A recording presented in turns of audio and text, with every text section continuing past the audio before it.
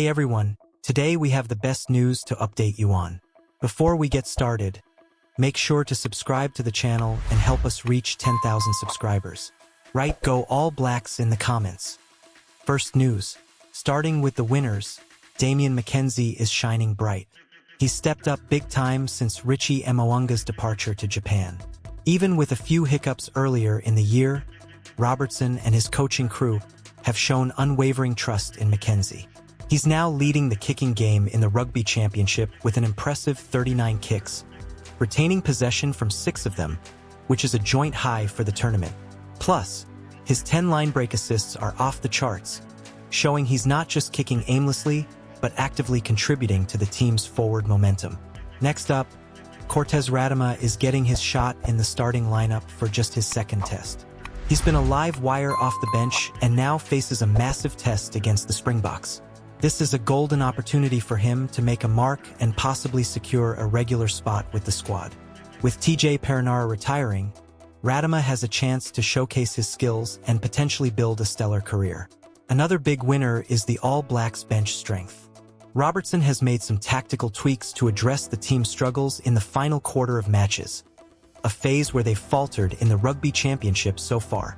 By not opting for a 6-2 split, but instead powering up the bench with experienced backs like Perenara, Lienert Brown, and Barrett, Robertson is bolstering the team's late-game resilience. Now on to the losers.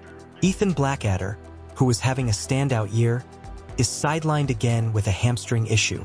He was starting to look like one of the All Blacks' most consistent performers, and this latest injury is a tough blow. Caleb Clarke also faces a setback with a back injury, missing out on the Cape Town test. Clarke had been in fine form, but the competition for places is fierce, and his absence opens the door for others like Mark Telia. Sammy Pini-Finau, another promising talent, drops out of the 23 to make room for Luke Jacobson, who brings a wealth of experience and versatility. Finau's exclusion might be a tough break, but Jacobson's return adds depth and quality to the bench. Despite these injuries and tactical shifts, Robertson's All Blacks are still a formidable side. The selection of Will Jordan at fullback is something fans have been eager to see. Jordan, known for his incredible try-scoring record, will now get his chance to shine in a position where he feels most comfortable. So, as the All Blacks gear up to face the Springboks, it's clear that Scott Robertson is making some bold and strategic moves. The changes aim to address past shortcomings and leverage the team's strengths, especially with some key players sidelined. Second news. First up, let's talk about the winners. Damian McKenzie has really stepped up since Richie Mo'unga's departure. He started every test match this year and is starting to find his rhythm in key areas like game management and tactical kicking. McKenzie has been a standout with the most kicks in the Rugby Championship and, crucially, has retained possession for his team on a high number of those kicks. He's also provided more line break assists than anyone else. Another winner is Cortez Radama, who gets his second test start against New Zealand's biggest rivals. This is a huge chance for Radama to make his mark with TJ Perenara retiring from Test rugby, and he's got a golden opportunity to prove himself as a future star. Robertson's bench changes are also a highlight. He's beefed up the bench with experienced players like Perenara, Anton Lienert Brown, and Beauden Barrett. This move is aimed at addressing the All Blacks' issues in the final quarter of matches, where they've struggled in the Rugby Championship. Lienert Brown's versatility and Barrett's impact off the bench could be crucial in closing out the game strong. Then there's Wallace Satiti, who gets his chance to shine in the back row with Ethan Blackadder out. Satiti's opportunity is a direct result of Blackadder's unfortunate injury, and he's got a chance to make a lasting impression. On the flip side, there are some notable losers from this selection. Ethan Blackadder, despite his impressive performances, has been sidelined due to a hamstring injury.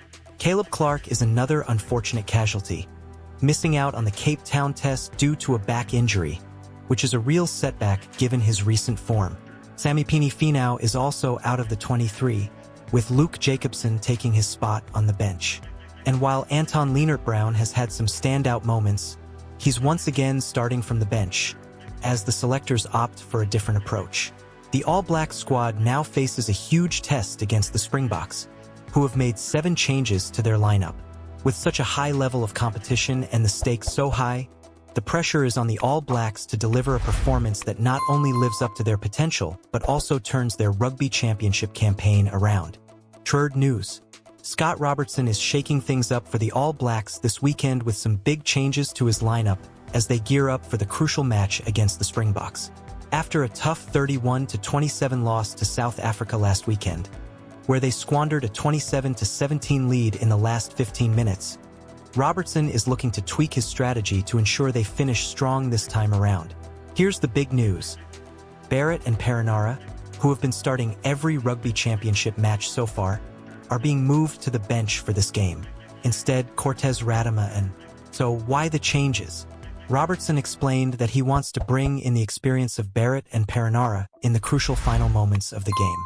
Both players have a wealth of experience, with a combined 214 test caps, 129 for Barrett and 85 for Perenara, and Robertson believes their presence on the field in the last stages will be crucial for closing out the game effectively. Barrett, in particular, has proven his ability to turn the game around late in the past. Robertson also wants to give Cortez Radama a chance to prove himself as a starter. Radama had his first All Black start in the big win over Fiji, but this will be a much tougher test for the young scrum half. In addition to these tactical changes, Robertson has had to make adjustments due to injuries. Ethan Blackadder and Caleb Clark are both sidelined, Blackadder with a hamstring injury and Clark with a back injury. Mark Telia will step into Clark's spot on the wing, and Wallace Satiti will fill in for Blackadder in the back row. Wallace Satiti, making his first start for the All Blacks, is another exciting change. Despite his relative inexperience at test level, Robertson has high hopes for Satiti, citing his athleticism and skill set as key assets for this match. Robertson is confident that Satiti will rise to the occasion and make a significant impact.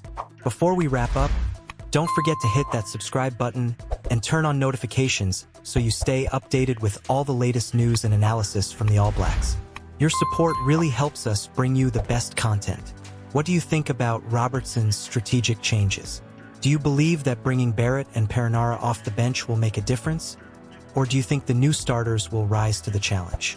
Share your thoughts in the comments below.